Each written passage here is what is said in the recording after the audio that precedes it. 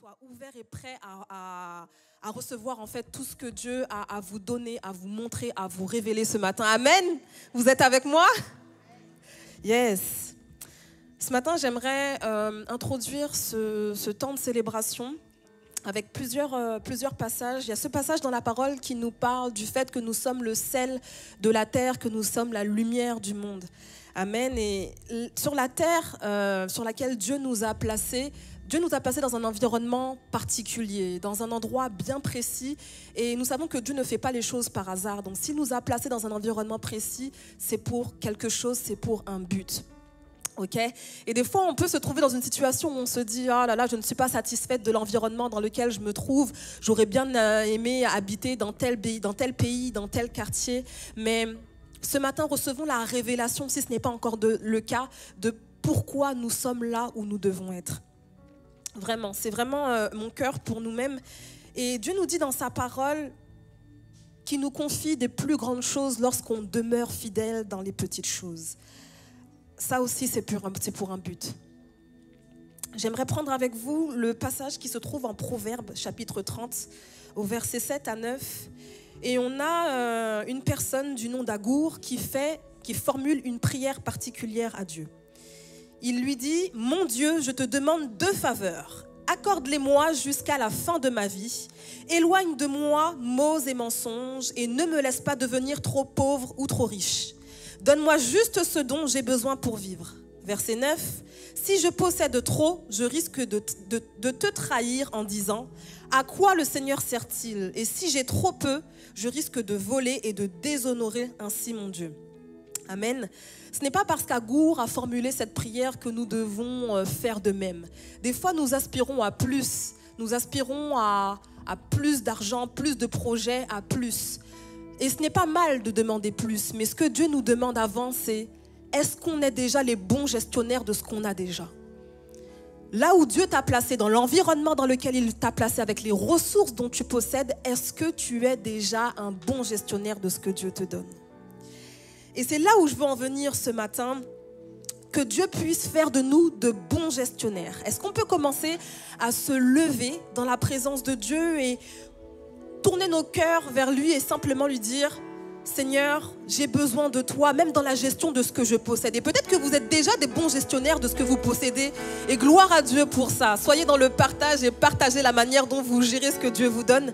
Mais si vous êtes dans cette situation où vous savez déjà à l'intérieur de vous-même que c'est difficile de gérer vos finances, que c'est difficile de gérer ce que vous avez déjà, alors qu'on puisse là maintenant, avant de démarrer cette célébration, demander au Seigneur de nous aider dans la gestion de nos finances, dans la gestion de ce que nous avons. Et Seigneur, je veux élever la voix ce matin avec ton peuple dans l'unité, te dire Seigneur qu'on a besoin de toi. Même dans la gestion de ce que tu nous as donné, Seigneur, nous avons besoin de toi. Peut-être que nous sommes là ce matin et nous ne savons pas à quel point tu as placé des trésors inestimables en nous. Peut-être que nous ne connaissons pas l'ampleur, Seigneur mon Dieu, de ce que tu as déjà mis en nous. Et nous sommes là à convoiter ce que a mon voisin, ma voisine, mon frère, ma sœur, alors que tu me demandes déjà de me concentrer sur ce que j'ai, sur ce que je possède. Seigneur, je veux être ce sel. Je veux être, Seigneur, cette lumière dans le monde.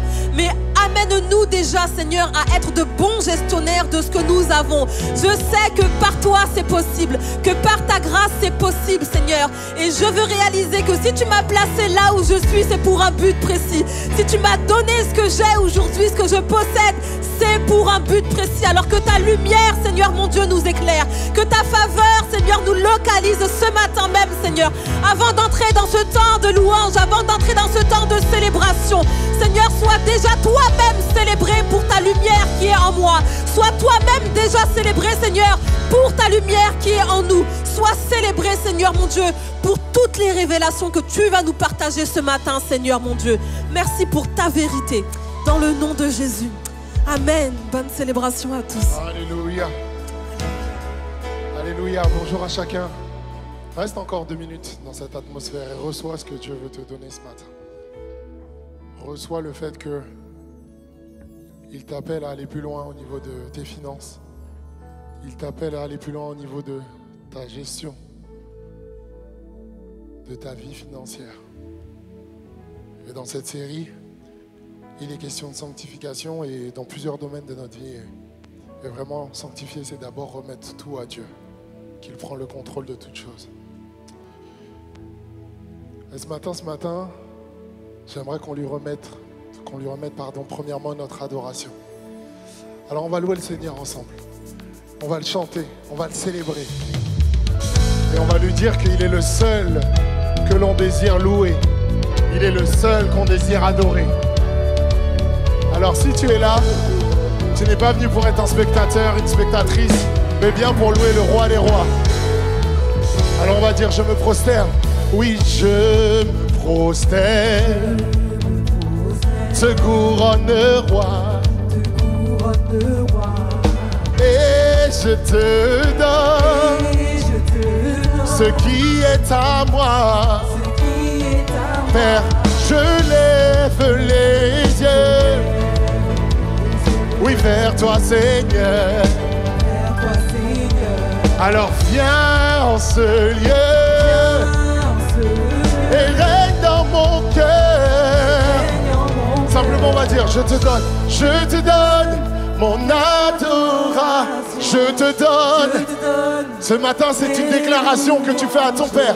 Tu es le seul que j'aime. Oui, le seul que j'adorerai à jamais. Alléluia. Si c'est le désir de ton cœur ce matin, alors simplement élève ta voix et dis avec moi, je me prosterne. Oui, je me prosterne. Te couronne roi. Et je te donne ce qui est à moi. Père, je lève les yeux. Je lève les yeux. Oui, vers toi, Seigneur. Et viens en ce lieu. Et règne en mon cœur. On va dire, je te donne mon adoration. Je te donne mes loups. Oui, tu es le seul que j'aime. Oui, tu es le seul. Encore une fois, réitère cette déclaration. Je te donne. Hey. Oui, je te donne mes louanges. Tu es le seul que j'aime. Oui, le seul. Et on va dire ensemble qu'il est digne de louange. Alléluia. Tu es digne de louange. Tu es digne de louange. Tu es digne de louange. Tu es digne de louange. On peut déclarer, tu es digne de louange, tu es digne de louange. Tu es digne de louange, tu es digne de louange. Ensemble, tu es digne de louange. Est-ce qu'on peut dire ça dans ce lieu? Et déclarer à quel point le Seigneur est digne de nos louanges. Tu es digne de louange, tu es digne de... Et maintenant on va dire, tu es digne de gloire. Alléluia, tu es digne de gloire. Gloire, tu es digne de gloire. Oh, tu es digne de gloire. Tu es digne de... Hey, oh, tu es digne de gloire. Tu es digne de gloire. Oh, alléluia, on redit ensemble. Je te donne mon ado. Ce matin, je ne veux pas attendre que mon voisin se réveille, mais je vais entrer dans la louange. Parce que mon cœur désire te louer. Parce que mon cœur désire t'adorer. Que j'adorerai. Oui, je te donne. Oui, je te donne, Seigneur Jésus. Tu es le seul que j'aime louer. Oui, le seul que j'adorerai. Tu es le seul que j'aime louer. Oui, le seul que j'adorerai. Dernière fois. Tu es le seul que j'aime. Oui, le seul que j'adorerai à jamais. Alléluia. Est-ce qu'on peut faire du bruit pour le roi des rois? Le seul que l'on veut célébrer dans ce lieu. Ce n'est pas une question de pasteur, ce n'est pas une question d'évangéliste, ni de louangiste, mais c'est lui. C'est à lui que revient toute la gloire. Et c'est son nom que nous voulons élever dans ce lieu. Alléluia. Amen. Amen. Ce matin, encore une fois, je le dis, on est dans cette 5e semaine de la série Métamorphose et on est sur le sujet des finances. Et je pense que quel que soit notre âge, on va dire pas trop les petits, mais on a tous expérimenté, en tout cas, on a tous fait face à un moment à un sujet dans nos vies concernant les finances. Que ce soit dans notre vie d'étudiant, que ce soit dans notre vie de jeunes travailleurs, de parents, de couples, de mariés, de femmes mariées, etc. Et on a tous eu une situation qui nous a ramenés à nos finances. Et effectivement, si on a un petit peu de vie également, des années de vie, on peut dire ça comme ça, on se rend compte que malgré toutes ces situations qu'on a pu faire face, les bontés et la main de Dieu a toujours été là. Est-ce que c'est vrai ou pas? Amen. Parfois on ne le remarque pas, parfois on n'est pas assez reconnaissant justement pour les petites choses dans lesquelles Dieu se manifeste. Et particulièrement dans nos finances. On se dit, j'ai ma paye, c'est normal. On se dit, là j'ai eu un bonus, c'est normal, j'ai bien travaillé. Mais tout est une grâce de Dieu. Et la bonté d'hier, la bonté d'aujourd'hui, j'ai la foi qui me donnera encore ces bontés demain. Ces bontés me poursuivent tout au long de ma vie. Elles se renouvellent chaque matin. Alléluia. On va le chanter ensemble. Je t'aime Seigneur. Alléluia. Ta bonté ne faillit jamais. Chaque jour, tu me tiens dans tes mains. Oui, dès que je me réveille, jusqu'à mon coucher, je chanterai la bonté de Dieu. Et on va dire ça ensemble parce qu'il est fidèle. Toute ma vie, tu as été fidèle. Alléluia.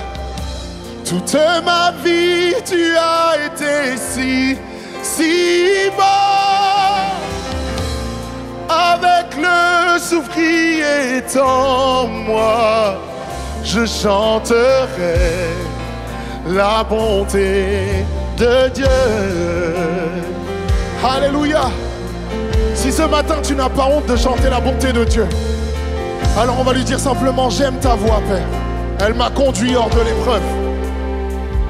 Oh, j'aime ta voix. Tu m'as conduit hors de l'épreuve. Réalise-le pour ta vie. Dans les nuits sombres, les moments où ça n'allait pas du tout, tu es. Alléluia. Je te connais comme un père. Et tu es mon ami. Tu es mon. Et j'ai vécu. Alléluia. Dans les bontés de Dieu. Alors ensemble on va dire: toute ma vie, tu as été fidèle. Toute ma vie, tu as été fidèle. Toute ma vie, tu as été si bon. Toute ma vie, tu as été si bon. Avec le souffle qui entre en moi, oui, je chanterai la bonté de Dieu. On peut répéter encore: toute ma vie, tu as été fidèle. Alléluia. Toute ma vie, tu as été si bon. On va dire: oui, avec le souffle qui est en, je chanterai. Et on va simplement déclarer que ta bonté me poursuit. Ta bonté me poursuit. Oh, ta bonté me poursuit. Ta bonté me poursuit. Déclare-le ce matin. Oh, ta bonté me poursuit. Ta bonté me poursuit. Ensemble. Ta bonté me poursuit. Ta bonté me poursuit. Oh, ta bonté me poursuit. Ta bonté me. On va dire: je répands ma vie. Je répands ma vie. Je te la confie. Alléluia. Oh, ta bonté me poursuit.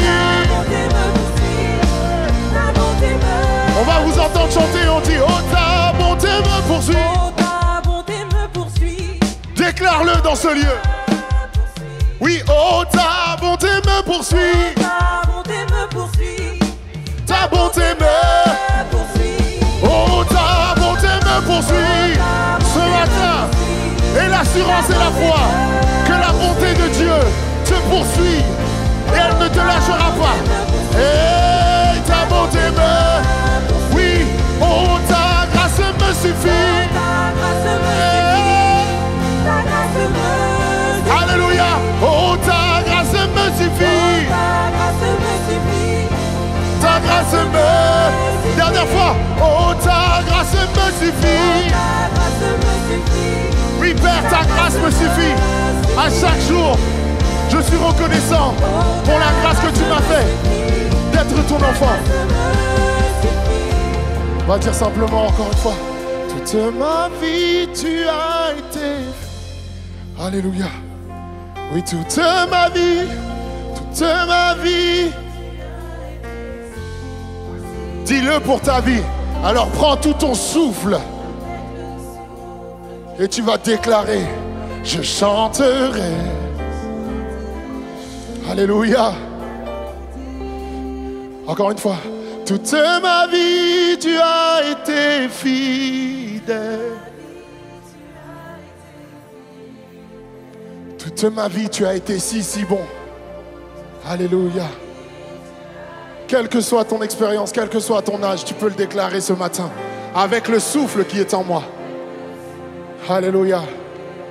Oui, je chanterai la bonté. Alléluia.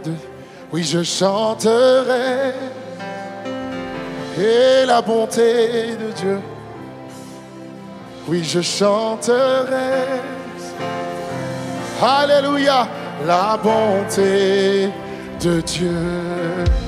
Alléluia. Est-ce que dans ce lieu, il y a un son de louange qui peut émaner? Parce que la bonté de Dieu se renouvelle. Mais non seulement elle se renouvelle, mais elle te poursuit à chaque instant de ta vie. Alléluia.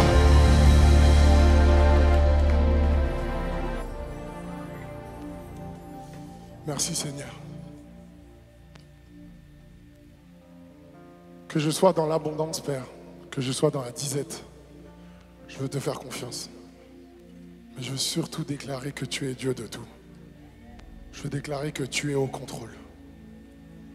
Que Père, tu es mon repos.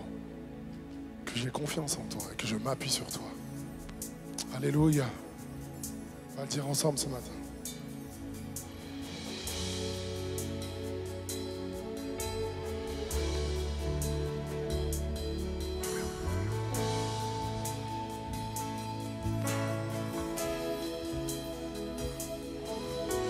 Des cieux, tu peux m'entendre.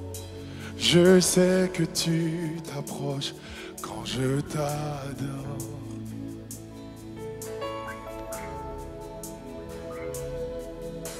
Et pris par ton amour, les vagues, les vents viendront, mais je demeure. Je lève les mains vers les cieux, je te donne mon cœur. Je dirai à mon âme, tu es Dieu de tout. Même si les mers se déchaînent, tu parlais, tu les calmes.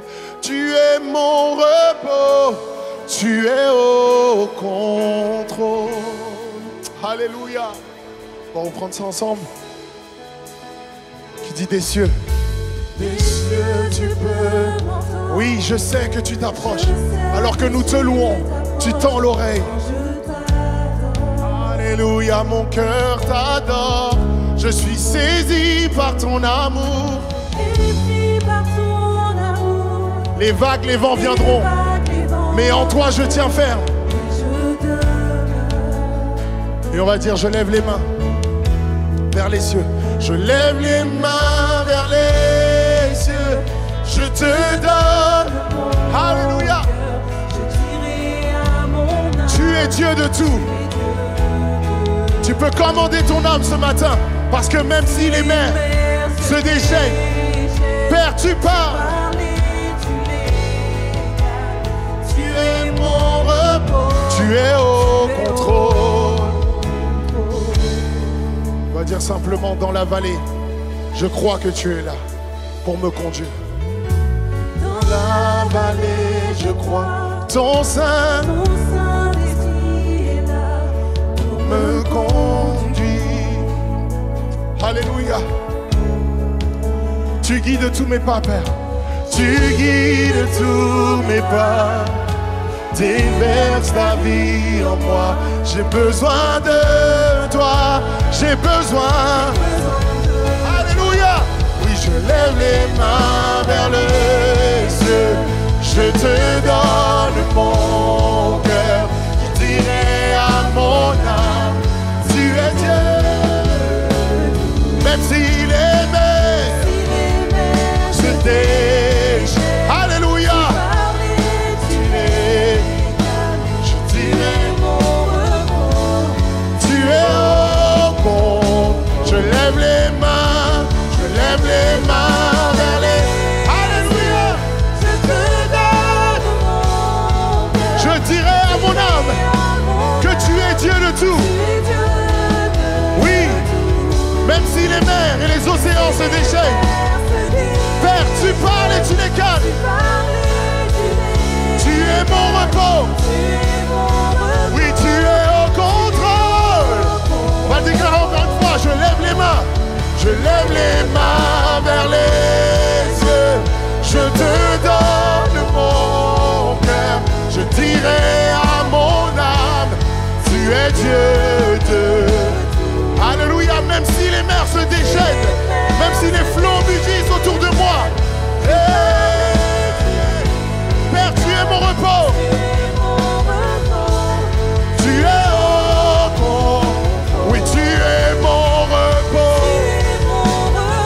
Oui, tu es au contrôle. Oui, tu es mon repos.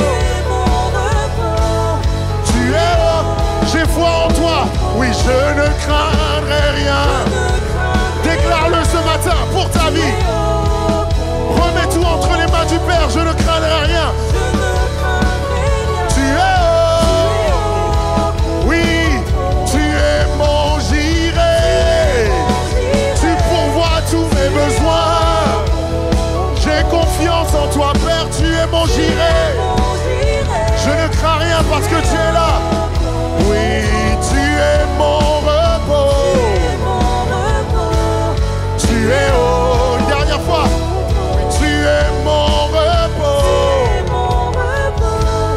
Tu es au contrôle. On va dire, je lève les mains vers les cieux.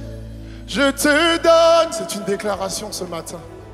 Je dirai à mon âme, tu es Dieu de tout. Oh. Tu parles, Père. Tu es mon repos. Tu es haut. Même si les mers se déchaînent, tu parles. Tu es haut. Ce matin, Dieu parle particulièrement à une personne. Même si les mers se déchaînent, tu parlais. Si tu vois que cette situation est trop grande pour toi, aie foi en Dieu. Alléluia, même si les mers se déchaînent. Oui, tu parles et tu les calmes. Tu es mon repos. Oui, tu es au contrôle. Oui, tu es mon repos. Tu es haut. Alléluia. Oui, tu es mon repos. Tu es au contrôle. Ce matin, je veux dire, je ne craindrai rien. Tu es au contrôle. Oui, tu es mon j'irai. Tu es au contrôle. Tu es mon j'irai. Et tu es au contrôle. Tu es mon Jéhovah. Tu Tu es mon Jéhovah. Tu es oh. Alléluia. Oui, tu es mon Yahweh. Tu es au contrôle. Non, je ne craindrai rien. Oui, encore une fois, déclare. Mon secours est en toi. Mon secours est en toi. Tu es. Mon secours est en toi, Yahweh. Tu es haut. Tu es haut. Oui, je me confie en toi. Je me confie en toi. Tu es haut. Je me confie en toi, Jésus. Tu es haut. Tu es mon repos.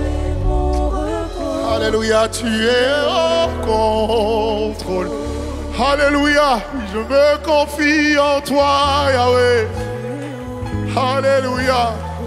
Même si les mers se déchaînent, même si les flots mugissent, Père, tu es haut. Alléluia, tu es au contrôle, tu es au contrôle, Yahweh. Je te fais confiance, tu es au contrôle. Contrôle. Alléluia. Ce matin, si Dieu te parle particulièrement, ne laisse pas l'ennemi fermer ta bouche. Déclare qu'il est au contrôle. Il est au-dessus de tout. Je dirai à mon âme, tu es au contrôle.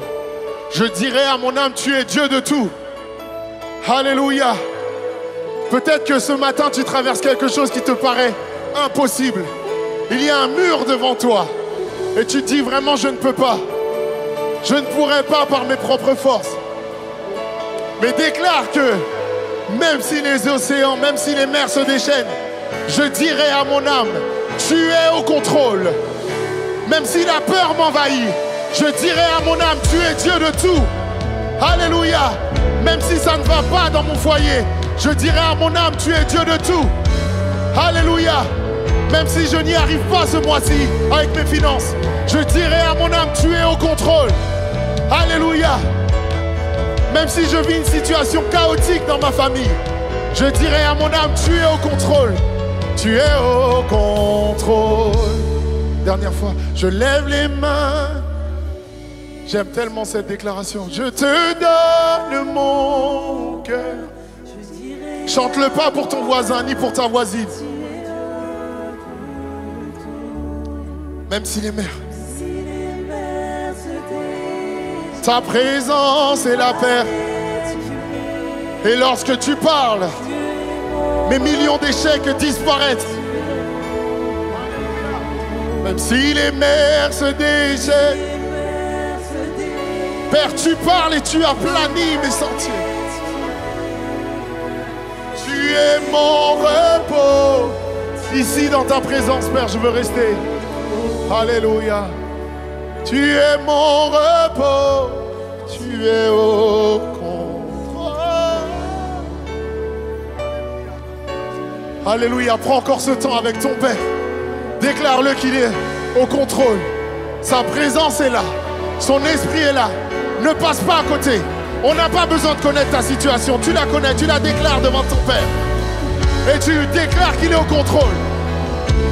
Tu ne vas pas dire oui, tu es mon repos, mais tu vas dire exactement ce que tu traverses.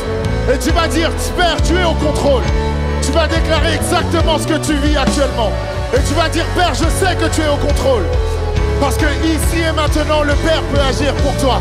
Et il peut faire ce miracle. Alléluia.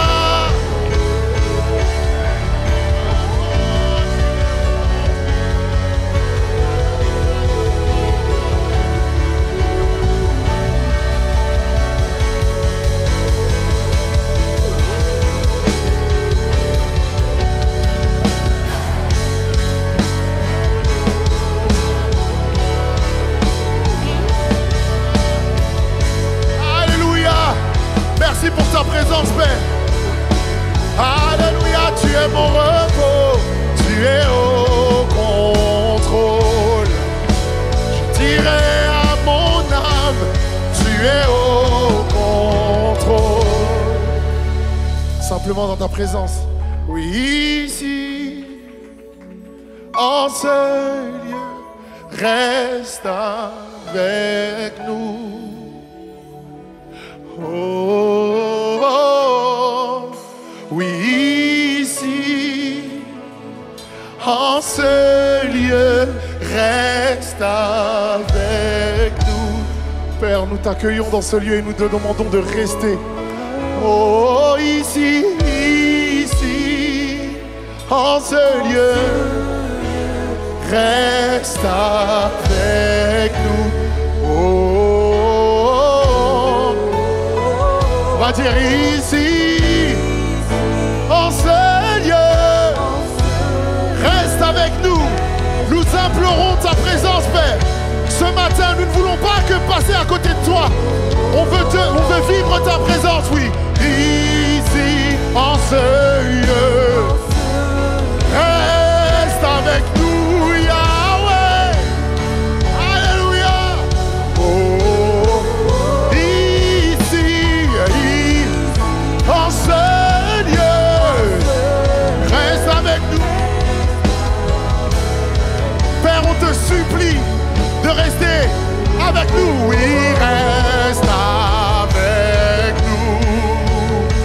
Hey, oh, reste avec nous. Hey, oh, reste avec nous. Oh, oui, ici, en ce lieu, reste avec nous. Alléluia. Oh, oui, ici, en ce lieu, reste avec nous. Oh, reste avec nous. Oh, reste avec nous.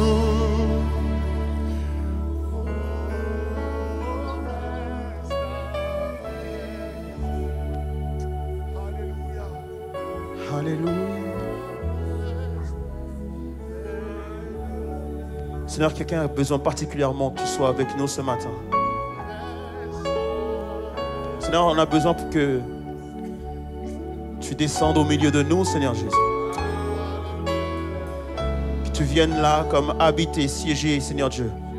Au milieu de nous, tu dis que tu habites dans la louange de ton peuple, Seigneur Dieu. Je crois que quelqu'un a particulièrement besoin que tu sois là ce matin, que tu puisses rester avec nous, Seigneur. C'est vrai que parfois le jour décline, c'est que parfois, Seigneur Dieu, se dresse devant nous des murailles, se dressent devant nous, Seigneur Dieu, des difficultés qui nous mettent parfois en détresse et qui parfois nous mettent en déroute, Seigneur Jésus. Mais si tu es avec nous, Seigneur Dieu, qui pourra se lever contre nous, Seigneur Jésus? Seigneur, alors que tu es là et que tu augmentes la foi de quelques-uns ce matin, Seigneur Dieu, pour dire que lorsque tu es là, Seigneur Dieu, que personne ne peut se dresser contre nous, Seigneur Jésus, roi des rois, pendant que notre foi augmente. Seigneur Dieu, nous te supplions, Père éternel, d'être là au milieu de nous et d'habiter, Seigneur Jésus, au milieu de nous, Seigneur Dieu, ce matin, Père. Que tu ranimes, Seigneur Jésus, la foi de quelques-uns ce matin, Seigneur Dieu, qui peut-être font face à quelque chose de compliqué, Père éternel. Mais ce matin, tu viens déclarer, Seigneur Dieu, qu'en toi, nous avons le repos, Seigneur Dieu. Je prie qu'une personne qui était dans la tristesse, qu'une personne qui était dans l'anxiété, Seigneur Dieu, trouve le repos en toi, Seigneur Dieu. Parce que simplement tu es là, Seigneur Jésus. Que tu ranimes, Seigneur Dieu, la confiance en toi ce matin. Et s'il te plaît, reste avec nous. Je crois de tout mon cœur qu'il y a une personne qui ce matin a besoin de demander à Dieu de rester là au milieu de nous. Qui a besoin de demander à Dieu de rester là avec nous. Alléluia. Reste avec nous. Oh, reste avec nous. Alléluia. Est-ce qu'on peut prendre juste une petite minute pour prier par rapport à ça? Si tu as besoin d'élever la voix, qu'on puisse simplement élever la voix par rapport à ça et de dire: Seigneur, oui, reste avec nous, Seigneur Jésus. Reste au milieu de nous, Seigneur Dieu. Je sais qu'on n'est pas forcément bon, on n'est pas forcément digne, Seigneur Jésus. Mais s'il te plaît, reste avec nous, Seigneur Jésus. Reste avec nous, Seigneur Jésus. Reste avec nous, Seigneur Jésus. Seigneur, ne t'éloigne pas de nous, Seigneur Jésus. Ne t'éloigne pas de nos problèmes, ne t'éloigne pas de nos difficultés. Ne t'éloigne pas de notre détresse, Seigneur. Nous te supplions, Seigneur Jésus, ce matin de rester avec nous, Père. Seigneur, malgré nos péchés, nos fautes et nos transgressions, malgré nos mauvaises pensées, malgré nos mauvaises actions, Seigneur Dieu, s'il te plaît, ici, là, en ce lieu, reste avec nous. Ici, là, dans nos cœurs, reste avec nous. Ici, là, dans nos pensées, reste avec nous, Seigneur Dieu. Ici, là, dans nos corps, reste avec nous, Seigneur Jésus. S'il te plaît, Seigneur Dieu, ici, reste avec nous, Seigneur Dieu. Ta présence est tellement précieuse pour nous, Seigneur Jésus. Reste avec nous. Ta présence est tellement précieuse, Seigneur Dieu. Le seul désir de nos cœurs, c'est que tu sois là, Seigneur Dieu, ce matin. Que ta présence puisse être palpable dans ce lieu. Que ta présence puisse être palpable dans ce lieu, Seigneur Jésus. Et que ta présence puisse toucher, Seigneur Jésus, roi des rois. Je crois, Père éternel, que tu peux toucher encore, Seigneur Jésus. Je crois que tu es capable de toucher, tu es capable de changer. Et tu es capable de transformer, tu es capable d'amener la vie là où il y a la mort, Seigneur Dieu. Tu es capable, Seigneur Dieu, de ressusciter. Tu es capable, Seigneur Dieu, de faire tomber les chaînes. Tu es capable, Seigneur Jésus, d'agir là où personne ne peut agir. Tu es capable, Seigneur Jésus, roi des rois, de guérir là où personne ne peut guérir. Tu es capable de restaurer ce qui a été abîmé, Seigneur Jésus. Tu es capable, Seigneur Dieu, de transformer, Seigneur Jésus. Il y a des vies ici, Seigneur Dieu, qui ont besoin d'être changées, touchées par toi. Alors, s'il te plaît, reste avec nous, Seigneur Dieu. Reste avec nous, Seigneur Jésus. Ta présence change toutes choses, Père éternel. Ta présence change tout, Seigneur Jésus. Alors, nous t'accueillons au milieu de nous, Seigneur Dieu. Nous t'accueillons au milieu de nous, Seigneur Jésus. Nous t'accueillons au milieu de nous, Seigneur Dieu. Et ce matin, on te dit, ne sois pas pressé. Prends une chaise au milieu de nous. Prends une place au milieu de nous. Alléluia. Prends une place, Seigneur Dieu, au milieu de nous, Seigneur Jésus. Prends une place là, ici, Seigneur Jésus. Et reste avec nous, Seigneur Dieu. Et reste avec nous, Seigneur Jésus. On est tellement content de t'accueillir. On est tellement content de recevoir cette présence. On est tellement content. On ne prend pas ça pour un acquis, Seigneur Dieu. Mais regarde nos cœurs qui se réjouissent ce matin de la présence de notre Dieu. Et s'il te plaît, prends une chaise, Seigneur Dieu, ce matin. Et reste avec nous, Seigneur Jésus. Et reste avec nous. Ta présence est simplement merveilleuse. Ta présence, Seigneur Jésus, c'est tout ce dont j'ai besoin. Alors reste avec nous, Seigneur Dieu. Dans le nom de Jésus-Christ. Alléluia. Si tu es conscient que Jésus est assis juste à côté de toi. Alléluia. Si tu es conscient que Jésus-Christ est assis juste à côté de toi. Si tu es conscient que Jésus-Christ est là et qu'il est simplement en train de mettre une main sur ton épaule et te dit prends courage. Tiens bon encore, je suis là, je suis avec toi. Ne promène pas des regards inquiets, mais je suis là et je suis avec toi. Ne regarde pas la circonstance, mais je suis là et je suis avec toi. Ne regarde pas aux portes qui se sont fermées. Je suis là et je suis avec toi. Et je déclare que des portes vont s'ouvrir. Ne regarde pas ce qui te fait souffrir, mais regarde à moi qui suis là et qui suis avec toi. Regarde pas seulement à ta détresse, mais regarde à Jésus et qui est là et qui est avec toi. Ne regarde pas au puits dans lequel tu es, mais regarde à Jésus. Ne regarde pas à la prison dans laquelle tu es, mais regarde à Jésus qui est là. Et réjouis-toi maintenant parce que Jésus est là. Alléluia.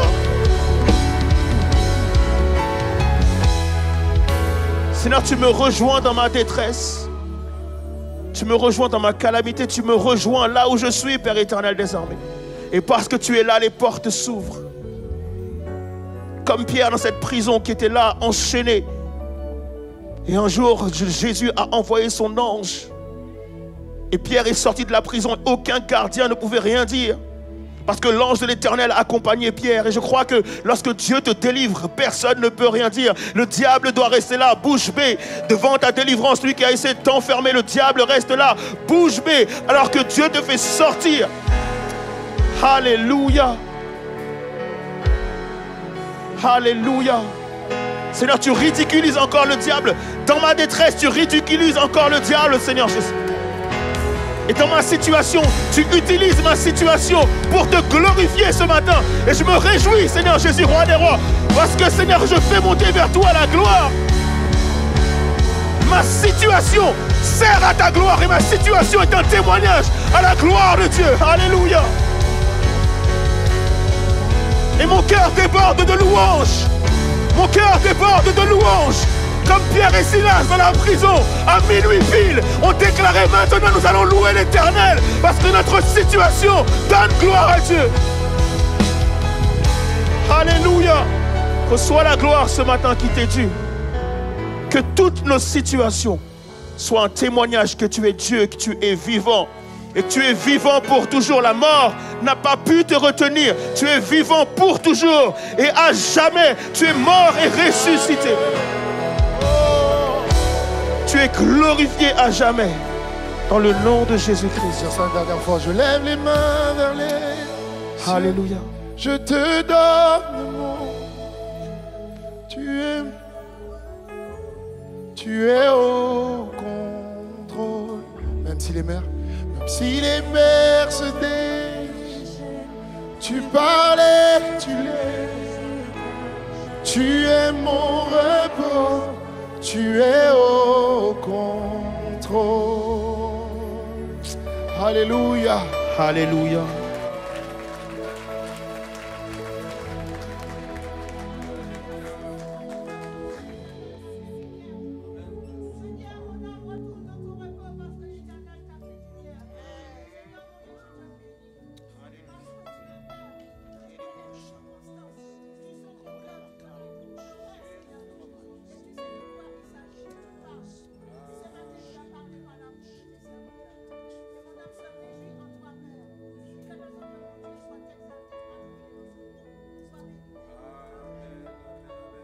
Alléluia. On peut acclamer une dernière fois le Seigneur avant la prédication.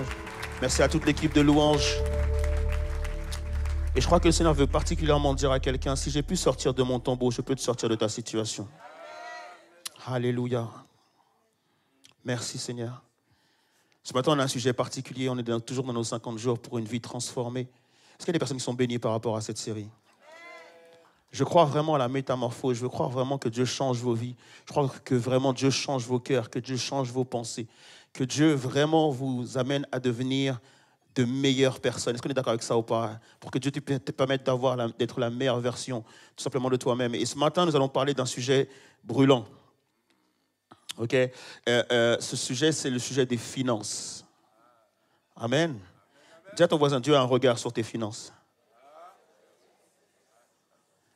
Pas pour te faire peur, hein. C'est bon que Dieu ait un regard sur nos finances, ok? Et on va lire ensemble 1 Timothée 6, le verset 10, qui nous dit... Pardon, j'ai oublié de vous saluer. Est-ce que vous allez bien, tout le monde? Ok, je suis vraiment content de vous voir ce matin. 1 Timothée 6, 10 nous dit « Car l'amour de l'argent est la racine de tous les maux. » Le mot M-A-U-X qui signifie problème. Okay. Tous les maux. Et quelques-uns, pour s'y être adonnés, se sont égarés loin de la foi et se sont infligés à eux-mêmes bien des tourments. Amen. Tout d'abord, j'aimerais dire que la Bible n'a aucun problème avec l'argent. L'argent n'est pas un tabou dans la parole de Dieu. Dieu n'a aucun souci avec l'argent. D'ailleurs, Dieu dit qu'à lui, l'or et l'argent. Cependant, Dieu a un problème avec l'amour de l'argent. Ok? Donc, Dieu veut qu'on puisse y avoir des riches, mais c'est le problème de l'amour de l'argent. Et je sais que quand on parle de l'argent, personne n'est au même niveau par rapport à ça. Et c'est pour ça que c'est des fois très difficile de parler d'argent, parce qu'effectivement, alors qu'on parle d'argent, il y a des riches, des très riches, et il y a aussi malheureusement des pauvres. Est-ce qu'on est d'accord avec ça ou pas? Et donc, par rapport à l'argent, personne n'est au même niveau. Mais je crois que le cœur de Dieu, c'est que nous puissions avoir une autre vision de l'argent. Et qu'on ne soit pas amoureux de l'argent, parce qu'effectivement, l'argent est la racine de tous les maux.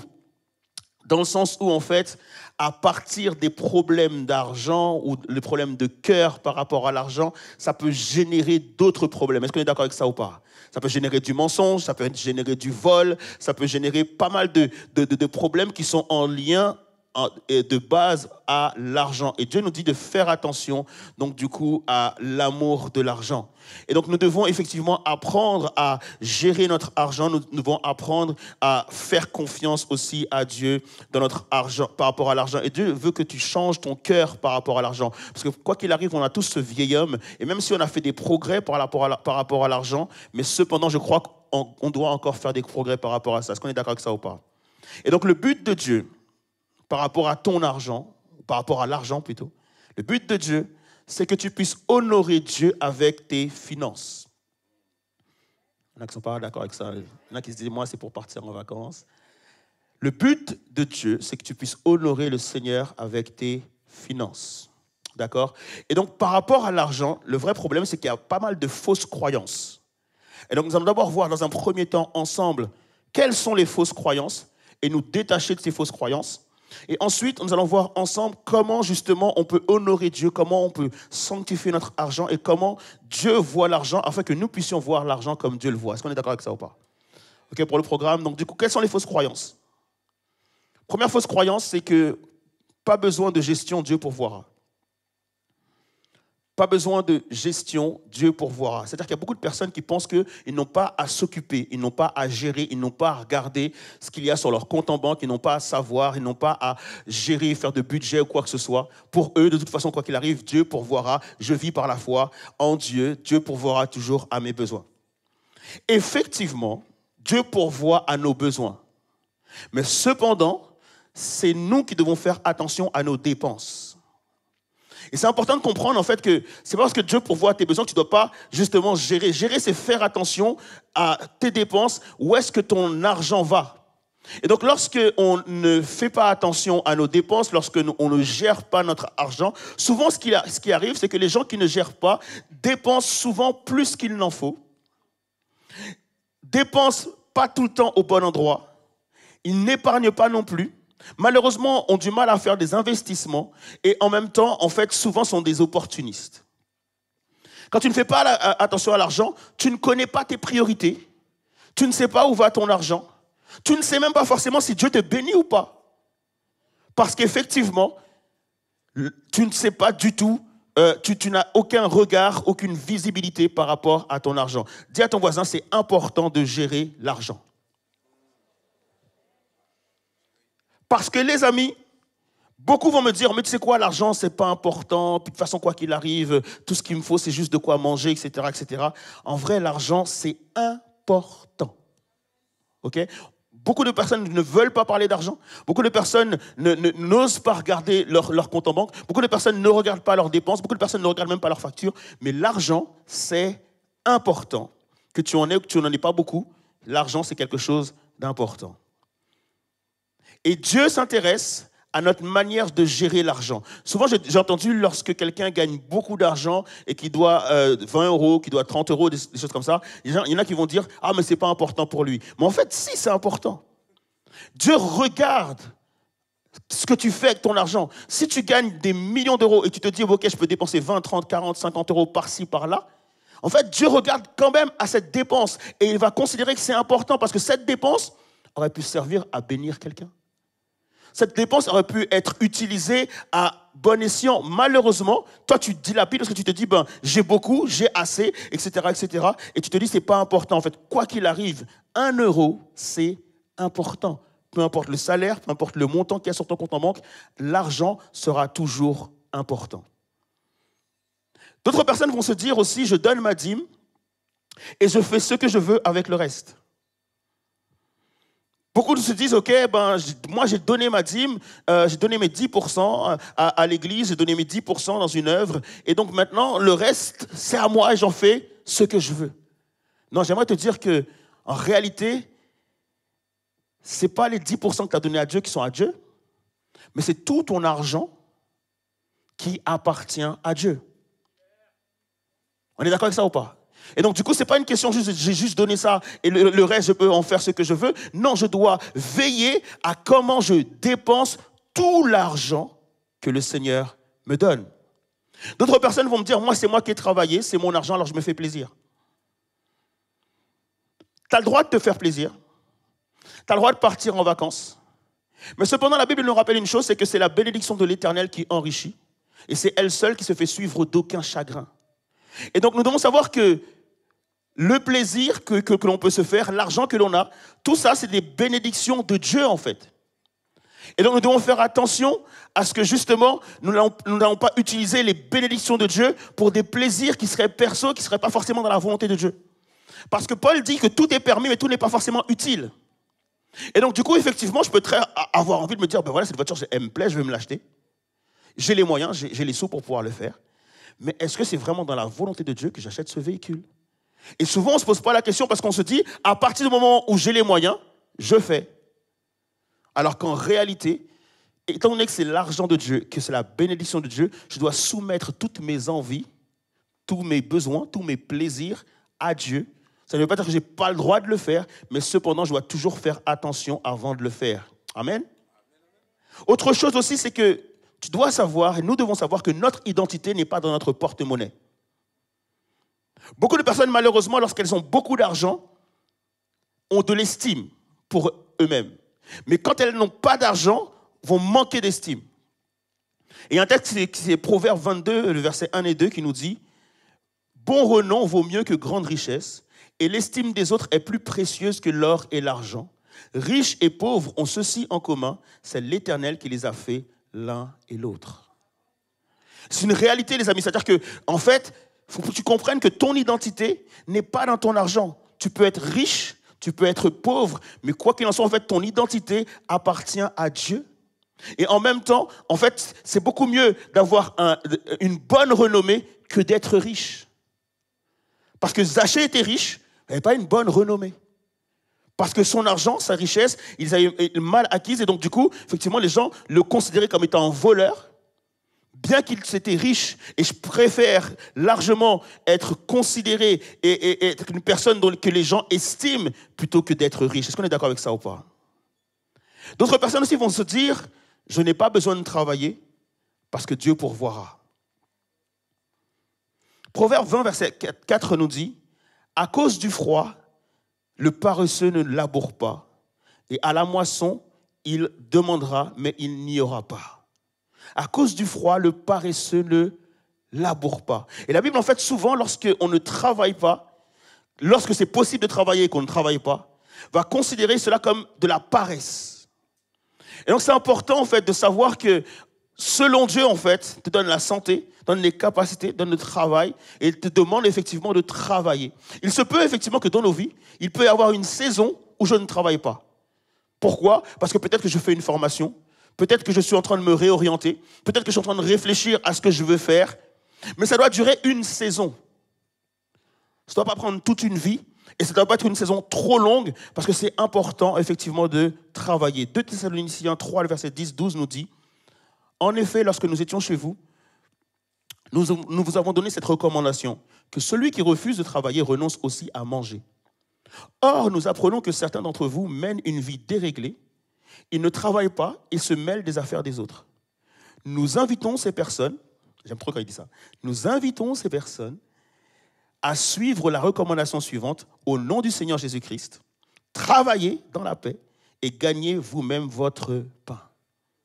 C'est très important, s'il y a du travail, et si tu es en capacité de travailler, et si tu n'es pas en train de faire autre chose, que peut-être que tu réponds à un appel du Seigneur, peut-être que tu réponds à une vision de Dieu, si effectivement Dieu te dit de t'arrêter pendant un temps pour répondre à un appel de sa part, ça c'est normal, il n'y a pas de souci par rapport à cela. Mais si c'est la paresse, si c'est le fait de ne pas avoir envie de travailler et de dire que Dieu va pourvoir, non, ce n'est pas une bonne chose. Quand tu peux travailler, il faut que tu travailles.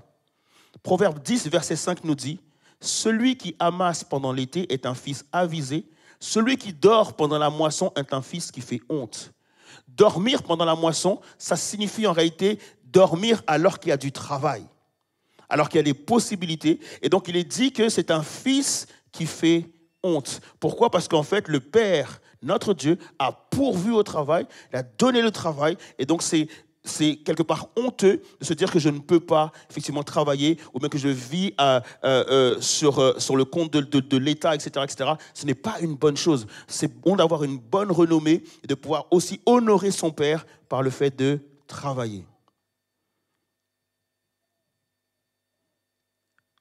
Un autre conseil aussi que je donne, il vaut mieux agir plutôt que parler.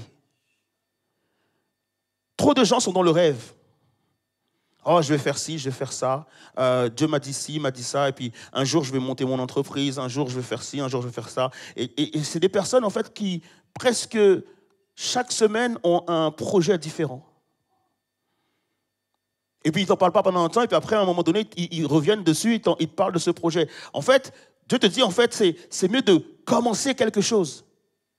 Mets ton entreprise dans le réel. Tu sais, des personnes qui te parlent toujours d'entreprise, mais qui ne font jamais une étude de marché, qui ne vérifient jamais si cette entreprise est viable, qui ne vont jamais demander conseil à un banquier ou une personne qui s'y connaît dans l'entrepreneuriat pour savoir si l'idée est bonne ou pas, si c'est possible ou pas. Et donc, du coup, qui ne font que de parler.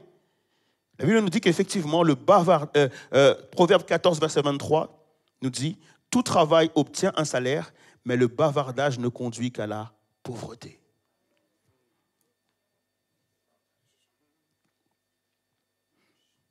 Et donc, je comprends une chose, c'est qu'effectivement, sanctifier mes finances, ça ne veut pas forcément dire sanctifier mes billets, mais surtout sanctifier ma relation, mon rapport par rapport à mes finances et par rapport à l'argent en général. Par exemple, effectivement, l'argent est un bon serviteur, mais un mauvais maître. Et c'est ce que Jésus va sans cesse rappeler, en fait. Tellement de textes dans le Nouveau Testament par rapport à Jésus qui nous rappellent que tu ne peux pas servir deux maîtres à la fois. Tu ne peux pas servir Dieu et Mammon. En d'autres termes, tu ne peux pas servir Dieu et l'argent. Mammon, signifie richesse, bien et aussi sécurité. Dans le sens où, en fait, tu dois pouvoir faire le choix entre Mammon ou Dieu. En qui tu mets ta sécurité? Est-ce que tu mets ta sécurité dans l'argent ou est-ce que tu es en train de mettre ta sécurité en Dieu? Et donc, comme effectivement, on est tous pris au piège parfois par rapport à cela, comme on est tous en difficulté par rapport à ça, parce que c'est très difficile parfois. Des fois, c'est assez simple de se dire, Seigneur, je te fais confiance. Mais parfois, on est d'accord avec ça que c'est parfois difficile.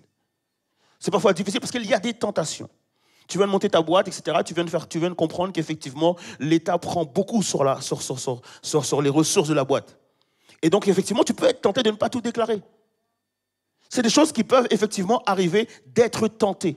Et donc, l'idée, c'est pas que, effectivement, tu puisses te dire que j'arrête les entreprises, ou etc., etc. Non, l'idée, c'est que tu puisses te dire, il faut que je mette en place une saine discipline par rapport à mon argent.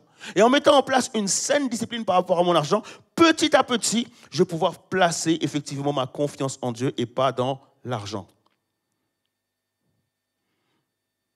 Autre chose, la course après l'argent, c'est un piège, les amis. Celui qui veut toujours avoir plus. Celui qui veut toujours s'enrichir. C'est je veux plus, je veux plus, je veux plus, je veux plus. En réalité, il faut savoir pourquoi tu veux plus. Parce que du coup, effectivement, tu prends des décisions sans frein. La Bible dit que sans vision, le peuple est sans frein. Tu prends des décisions dans le désordre. Et donc, du coup, effectivement, dès qu'il y a une occasion, dès qu'il y a une opportunité, dès qu'il y a un truc, tu sautes dessus. Tu es toujours sur Instagram en train de regarder tous ceux-là qui sont à Dubaï et qui gagnent beaucoup d'argent. Et qui font plein de promesses, etc. Et tu te dis, pourquoi pas moi? Tu veux sauter derrière toutes les occasions, derrière toutes les opportunités. L'amour de l'argent est la racine de tous les maux. Ça entraîne des mensonges.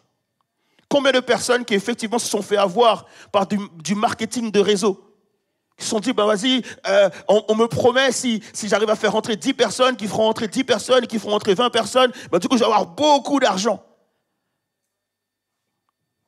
C'est un énorme piège pour toutes les personnes qui, justement, sont assez vulnérables par rapport à ça. Et donc, du coup, il y a tellement de gens qui, effectivement, sont rentrés dans cette dimension de marketing de réseau, qui ont acheté plein de trucs et malheureusement, qui n'ont rien vendu. Sauf que tu as acheté plein de trucs, tu ne vas pas forcément déclarer à ton conjoint, tu ne vas pas forcément déclarer à ta famille. Et donc, du coup, en fait, c'est à un moment donné, quelqu'un va découvrir qu'il y a des dettes dans la maison parce que tu as tout dilapidé, sans rien dire à personne. Et du coup, maintenant, il y a la culpabilité, il y a la honte, etc., etc. Et Dieu ne veut pas ça pour toi. Est-ce qu'on est d'accord avec ça ou pas, les amis? Dieu veut que tu gères ton argent et que tu fasses attention au piège, justement, de courir après l'argent. Rappelle-toi de Ananias et Saphira, qu'effectivement, ils avaient une maison à vendre. Et à l'époque, justement, il y avait une offrande qui était demandée et il y avait un montant qui était demandé par rapport à cette offrande. Et donc, Ananias et Saphira ont vendu la maison et devaient justement prendre un pourcentage de la vente pour donner ça effectivement à l'église. Et malheureusement, ils ont déclaré une somme bien en dessous de ce qu'ils avaient gagné. L'amour de l'argent. Malheureusement aussi, lorsque tu veux beaucoup plus, tu rentres dans l'activisme. Ça a un impact sur ta santé, ça a un impact sur tes relations, tu manques à ta famille, tu manques à tes proches, etc. Pourquoi? Parce que tu cours, effectivement, après l'argent. Tu te tues malheureusement au travail. Il faut que tu puisses savoir pourquoi tu veux gagner ou pas de l'argent. Je ne sais pas si vous vous rappelez, à l'époque, je pense que c'était sous le gouvernement de M. Sarkozy, il disait qu'à un moment donné, travaille plus pour gagner plus. À ce moment-là, ça y allait, les heures supplémentaires. Les gens travaillaient le samedi matin, des fois les gens qui travaillaient, qui avaient des RTT travaillaient le lundi, ils prenaient plus de vacances, etc. pour essayer de travailler plus pour gagner plus. C'est pas parce que on te met quelque chose sous le nez que tu dois automatiquement foncer. Tu dois être capable en fait de pouvoir te maîtriser par rapport à l'argent pour savoir si vraiment tu en as besoin. Attention aussi à ceux qui veulent aller trop vite. On veut gagner de l'argent trop vite. Proverbe 13, le verset 11 nous dit « Une richesse acquise par des moyens douteux se dissipe, mais amassée peu à peu, elle se multiplie. » Attention à toute personne qui effectivement voudrait absolument aller trop vite. J'ai fait un petit calcul par rapport à ce verset que je vais vous le soumettre ce matin. En fait, si une personne amasse peu à peu, dans le sens que si une personne décide aujourd'hui de mettre 5 € par jour en épargne de côté, 5 € par jour, environ 150 € par mois, au bout de 20 ans, si tu fais ça tous les jours, au bout de 20 ans, tu auras 36 000 € sur ton compte en banque. Juste si tu apprends à raisonner par rapport à ce verset-là, il y a des gens qui se disent « Mais moi, je n'ai pas 36 000 € sur mon compte en banque. » Mais je vous assure en fait que le fait d'épargner, le fait de mettre petit à petit chaque jour, eh ben, comme la parole de Dieu le dit, ça le multiplie. Mais quand tu cherches à gagner trop vite, ça se dissipe. Je prends l'exemple du plus gros piège qui existe, c'est tous les crédits à la consommation. Je vais te dire quelque chose ce matin et j'espère que tu vas le retenir. Il n'existe pas de bon crédit à la consommation. Tu peux te dire, ah ouais, mais ce taux-là, il est meilleur que celui-là, ce taux-là, il est meilleur que celui-là. En réalité, il n'existe aucun bon crédit à la consommation. Tous les crédits à la consommation sont là pour prendre ton argent. Et comme, effectivement, tu veux obtenir le bien avant d'être en capacité de l'obtenir, donc tu vas faire un crédit.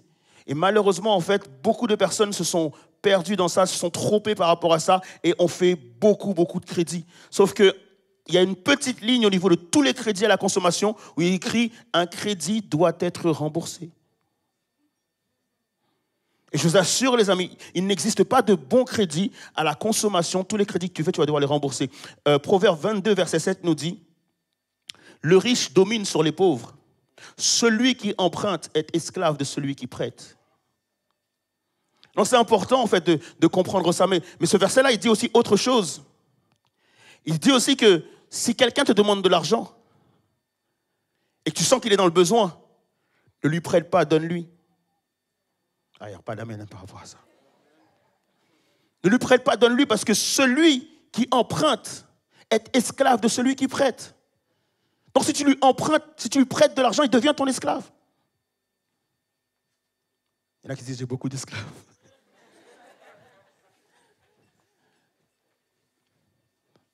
Et je vous assure, en fait, avoir une saine gestion de notre argent demande de faire confiance à Dieu et pas en celui auquel on a prêté de l'argent.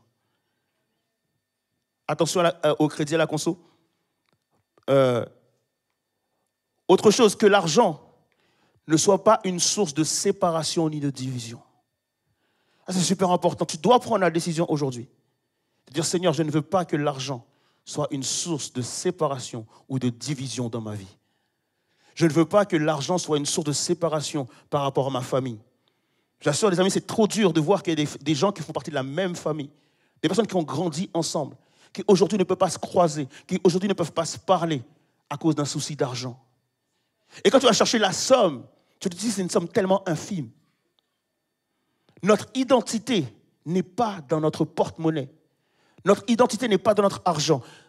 Ton ami est plus important que la somme qu'il te doit. Tu es plus important pour lui ou pour elle que la somme qu'il te doit ou que tu lui dois. Nous ne pouvons pas, en fait, nous séparer de nos amitiés, nous séparer de nos familles, nous séparer de tout ça à cause de l'argent. Prends une décision ce matin que l'argent ne soit pas une source de séparation ni de division. Et rappelle-toi une chose, Dieu nous a donné le ministère de la réconciliation et pas le ministère de la division. Il faut absolument que l'argent ne soit pas une source de réconciliation. Alors si quelqu'un te doit de l'argent aujourd'hui, réconcilie-toi avec cette personne. Ah, il n'y a pas beaucoup d'amen par rapport à ça. Alors comment sanctifier mon argent ? Comment pouvoir honorer Dieu avec mes finances? Première chose, dis à ton voisin, il faut que tu aies des objectifs. OK? Sans vision, le peuple est sans frein. Sans but, le peuple est sans frein. Sans objectif, le peuple est sans frein. À partir du moment où tu n'as pas d'objectif, tu es forcément dans le désordre. Même si ton désordre n'est pas très grand, mais quoi qu'il arrive, tu es quand même dans le désordre. Parce que tu ne sais pas où va l'argent, tu ne sais pas où vont les dépenses, tu dépenses en fonction juste de tes capacités. Et donc du coup, il faut absolument que tu comprennes que ton argent doit avoir des objectifs. Seigneur, pourquoi tu m'as donné cet argent? Seigneur, pourquoi tu m'as donné ce travail? Seigneur, pourquoi tu m'as donné ce salaire? Seigneur, pourquoi tu m'as donné ces biens? Seigneur, pourquoi tu m'as donné tout ça en fait? Pourquoi tu m'as donné tout ça? À quel but? À quelle fin? Quels sont tes objectifs par rapport à ça? Quelle est ta vision par rapport à ça? Et en fait, avoir une vision doit pouvoir bâtir en toi une conviction personnelle. Moi, ma conviction personnelle, c'est avoir plus pour bénir plus. En fait, ça doit générer en toi une conviction personnelle afin que maintenant tu puisses prier en fonction des objectifs. Seigneur, mon objectif, c'est de pouvoir avoir tant d'argent sur mon compte en banque. C'est de pouvoir avoir des voyages. C'est pour pouvoir nourrir ma famille. C'est pour pouvoir bénir ma maison. C'est pour pouvoir bénir mes parents. Pour pouvoir bénir l'église. Tu peux mettre les objectifs que tu veux. Mais il faut que tu puisses dire quels sont tes objectifs. Et comme ça, tu pourras soumettre les objectifs à Dieu. Seigneur, cette année, je veux acheter un appartement pour le mettre en location. Est-ce que c'est ta vision? Est-ce que c'est ton objectif? Est-ce que tu bénis ce projet? Ou est-ce que tu ne le bénis pas? Même si j'ai les capacités, même si la banque est prête à me payer le crédit, même si, effectivement, toutes les portes s'ouvrent, mais est-ce que c'est vraiment ta volonté pour moi dans cette saison? Je te soumets ce projet, je te soumets cet objectif. Donc, je dois soumettre mes projets, mes objectifs et les placer devant Dieu. Ensuite, je dois comprendre qu'après les objectifs, dans la Bible, il y a ce qu'on appelle le principe de l'intendance. Le principe de l'intendance, c'est un principe que Dieu a enseigné au peuple d'Israël à partir du moment où ils ont quitté le désert pour entrer dans la terre promise. Et dès qu'ils sont entrés dans la terre promise, en fait, Dieu leur a dit, écoute, toi, la terre que tu as, effectivement, tu peux cultiver une partie de la terre, mais il y a une autre partie que tu ne cultiveras pas. Tu vois, les animaux que tu as, tu peux manger de ces animaux, tu peux en consommer, tu peux aussi en vendre, tu peux en user comme tu veux, mais il y a une partie de tes animaux que tu vas devoir ne pas tuer ou les garder ou effectivement les garder. Et donc du coup, c'est le principe de l'intendance où Dieu te fait comprendre que tout ce qu'il te donne n'est pas à toi mais à lui. Et ton argent en fait partie et tu dois être pour cela un bon intendant. Daniel 6, verset 5 nous dit: alors les autres ministres et les satrapes se mirent à chercher un motif d'accusation contre lui, sa manière d'administrer les affaires de l'Empire. Mais ils ne purent découvrir aucun motif d'accusation, ni aucune faute, car il était fidèle de sorte qu'on ne pouvait trouver en lui ni négligence, ni faute. Daniel était un intendant. Daniel était une personne qui devait gérer l'argent de Babylone. Il ne gérait pas l'argent son argent là, il gérait l'argent de Babylone. Il avait des maîtres. Et ils devaient gérer leur argent. Lorsqu'on est un intendant, on travaille pour un maître et on travaille pour le bien du maître. Et par rapport à ça, en fait, il est dit de Daniel qu'on ne trouvait en lui aucun motif d'accusation ni aucune faute, car il était fidèle. De sorte qu'on ne pouvait trouver en lui ni négligence ni faute. Est-ce que tu es fidèle par rapport à ton argent? Est-ce que tu es fidèle envers Dieu au moindre centime que tu as? Est-ce que tu es fidèle par rapport à ça? Est-ce que tu sais exactement combien tu as en argent? Et est-ce que tu es fidèle envers Dieu par rapport à ça? De sorte que ne trouver aucune négligence, aucune faute. Comme j'ai dit au premier culte, effectivement, j'ai une formation de comptable. Pendant 8 ans de ma vie, j'ai été comptable. Et je me rendais compte que justement, je devais faire les comptes de mon entreprise. Et à chaque fois, il y avait toujours ces problèmes de rapprochement bancaire, etc., pour savoir exactement combien il y avait sur le compte en banque, parce que j'avais une réunion avec ma patronne tous les lundis matins pour qu'elle puisse savoir combien elle pouvait dépenser dans la semaine. Et je devais être méticuleux par rapport à ça. Et je me dis, aujourd'hui, Seigneur, si je suis ton intendant, je dois avoir la même gestion pour mes propres finances. En quoi les finances de mon patron sont-elles plus importantes que les miennes? Et c'est en ça que tu dois comprendre que l'argent que Dieu te donne, c'est quelque chose d'important. Agé 2:8 nous dit, c'est à moi qu'appartient tout l'argent et tout l'or. Voilà ce que déclare le Seigneur, l'Éternel des armées. L'argent appartient à Dieu. Nous ne sommes que des intendants. Et donc notre argent ne doit pas nous servir nous parce que nous ne sommes pas les maîtres. C'est Dieu qui en est le maître et donc notre argent doit servir les projets de Dieu. Est-ce qu'on peut dire amen à cela? Ensuite, je me rends compte aussi que le fait d'être un bon intendant, c'est un don. C'est vrai que beaucoup de personnes savent gérer l'argent, savent placer l'argent, savent investir l'argent. Et effectivement, c'est vrai que c'est toi qui as investi, c'est vrai que c'est toi qui as permis effectivement que l'argent se multiplie. Mais qui t'en a donné le don? Qui t'en a donné le talent? Et c'est Dieu qui t'a donné le don, c'est Dieu qui t'a donné le talent. Donc du coup, effectivement, même le don vient de Dieu. Et je ne peux pas me dire parce que j'ai réussi à faire ça, parce que j'ai réussi à placer ici, parce que j'ai réussi à placer cela, c'est mon intelligence, j'ai travaillé avec ma tête, c'est moi qui ai pensé à épargner, etc. Non, c'est Dieu qui t'a donné un don et un talent pour cela. Il y en a d'autres qui ne l'ont pas, il y en a qui savent chanter, il y en a qui savent... Et peut-être que tu vas devoir gérer l'argent de celui qui sait chanter. Mais cependant, si Dieu te donne un talent ou un don, en fait, ta reconnaissance, de dire Seigneur, merci pour ce don, ce talent, en fait, il ne m'appartient pas, il t'appartient à toi. Donc, du coup, les amis, pour pouvoir, par rapport à notre argent, première chose que tu dois faire, les objectifs. Deuxième chose que tu dois faire, prier par rapport à tes objectifs. Ensuite, le principe de l'intendance, ton argent, ce n'est pas à toi, c'est à Dieu. Ensuite, tu dois faire un budget. Faites un budget. Super important, prenez vos relevés bancaires et regardez toutes vos dépenses. Regardez à toutes vos dépenses, pas sur un mois, faites-le sur plusieurs mois, au minimum 3 mois. Je vous assure, toutes les personnes que j'ai pu accompagner, même ne serait-ce que très peu, par rapport aux finances, par rapport à la gestion de leur argent, dès qu'elles ont pu regarder leur relevé de compte, dès qu'elles ont commencé à faire un budget, toutes ces personnes-là ont gagné de l'argent. Pourquoi? Parce qu'en fait, dès que tu vois que finalement tu dépenses trop et que tu arrêtes de dépenser, tu gagnes de l'argent. Il y a une personne en fait qui à un moment donné a décidé de faire un budget et elle a pu économiser assez pour pouvoir acheter un appartement. Parce que tu fais un budget. Tu ne te rends pas compte en fait que quand tu ne fais pas de budget, tu dépenses beaucoup trop. Il y a beaucoup de personnes lorsqu'elles font enfin un budget, elles se disent « Waouh, je suis en train de gaspiller mon argent. » Il y a beaucoup de gens aussi qui se disent « Waouh, regarde tous les frais que la banque me prend. » Tu commences à se rendre compte qu'elles étaient dans le gaspillage. Faites un budget. Deuxièmement, ayez des bonnes répartitions. C'est la Bible qui dit dans un proverbe, ne mettez pas tous vos œufs dans le même panier. Donc, commencez à réfléchir à l'investissement. Ça veut dire que je dois commencer à mettre de l'épargne. Je dois commencer à mettre de côté. Mettre de l'épargne, mettre de côté. Le fait de mettre de côté, ça me prévient de l'endettement. Ça me permet de saisir des opportunités et ça me permet de financer aussi les imprévus.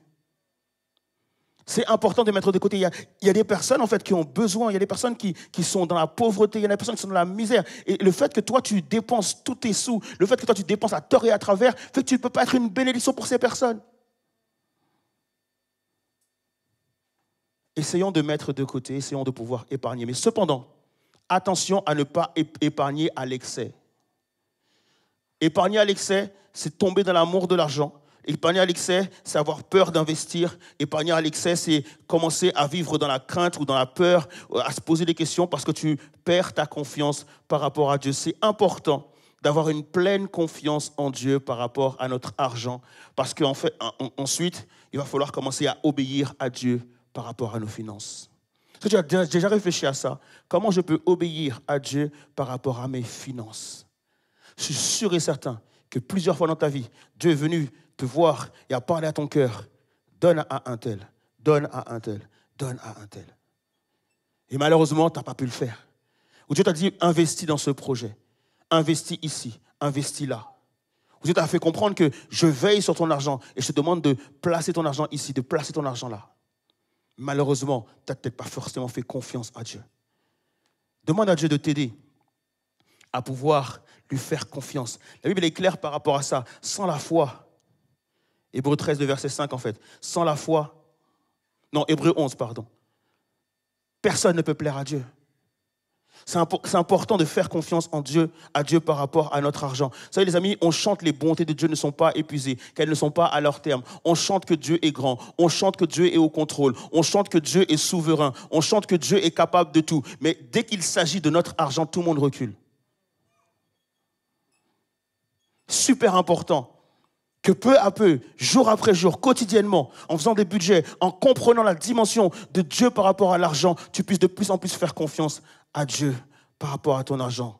Dernière chose, soyons généreux, les amis. La seule manière d'honorer Dieu avec notre argent, c'est d'être généreux. C'est d'avoir une pleine confiance en Dieu. Que tout ce que je sème pousse en fait. Tout ce que je sème peut être récolté. Et semer, c'est donner. Et la Bible dit qu'il y a plus de bonheur à donner qu'à recevoir. Il faut absolument être capable, être en mesure de donner, les amis. Plus je donne, et plus Dieu me donne. Plus je bénis, et plus Dieu me bénit. Parce qu'il se rend compte en fait que par moi, il bénit beaucoup de gens.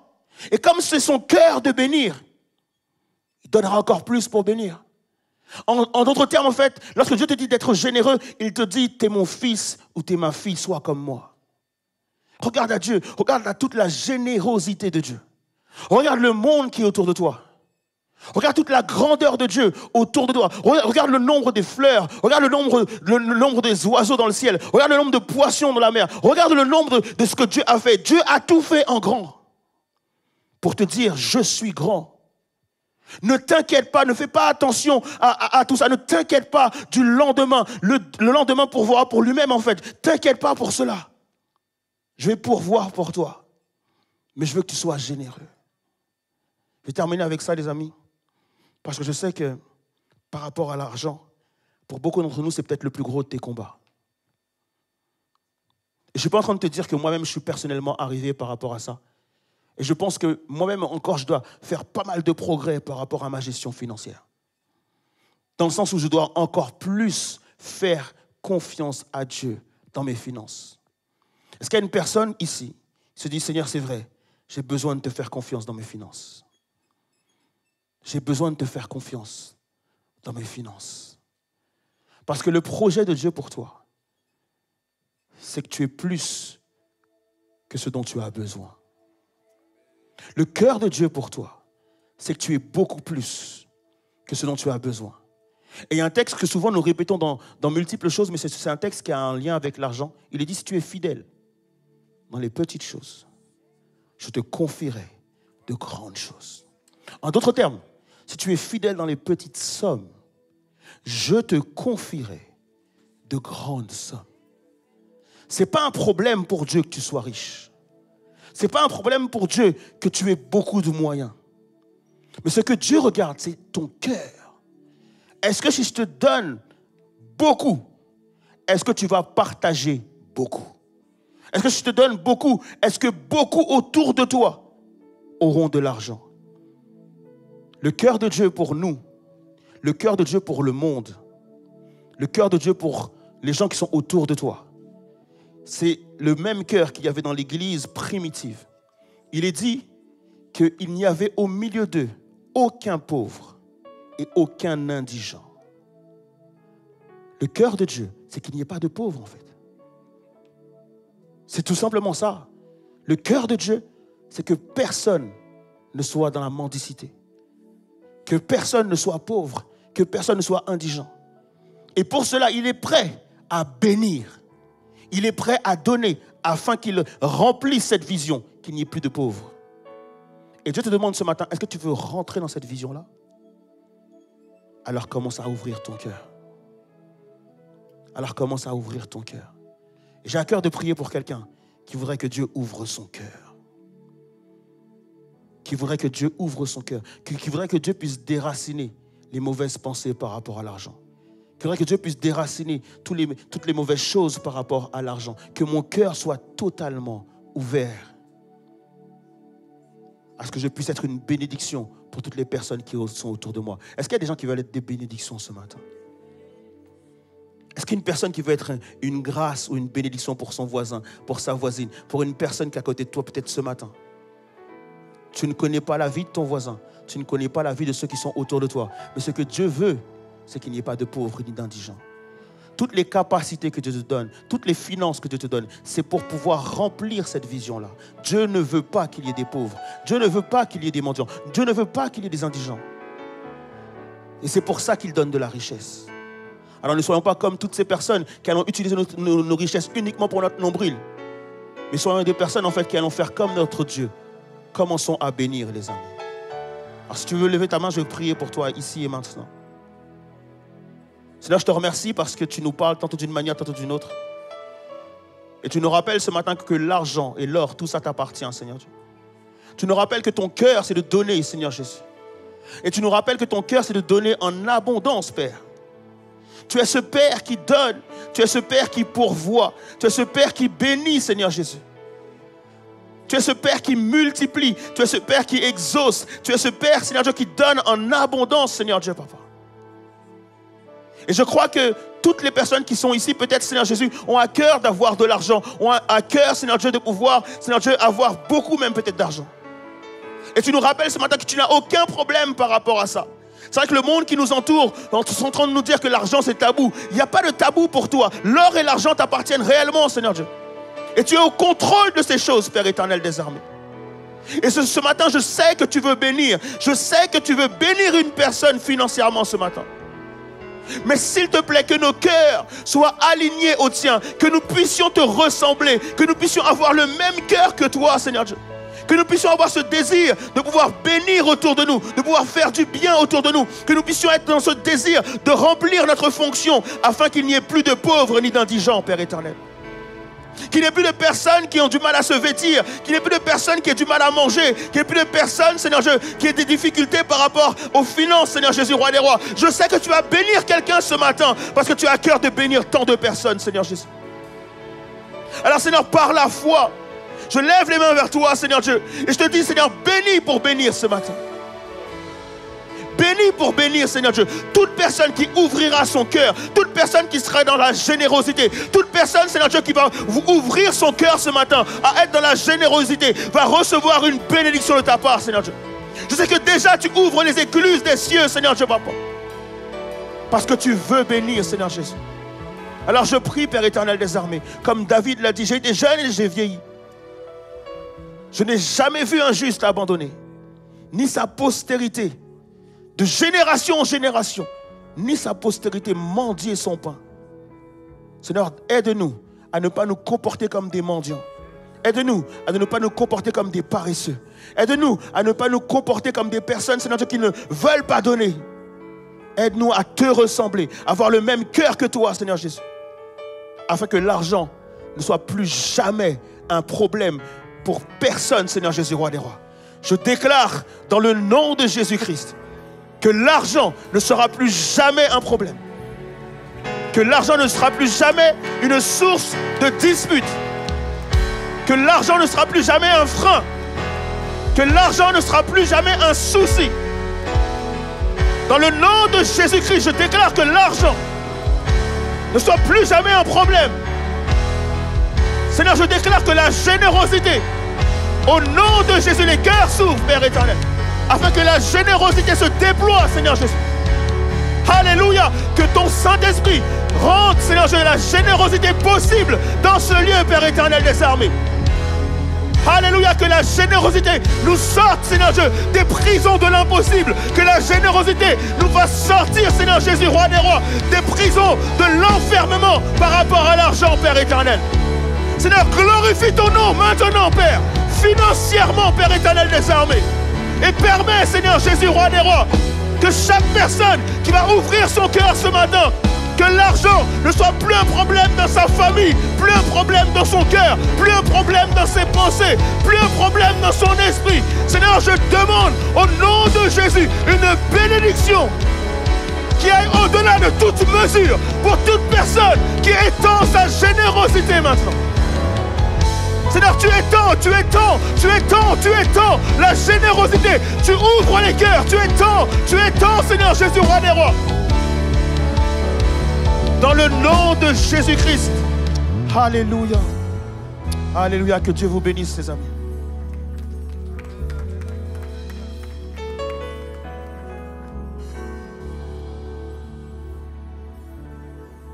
Alléluia.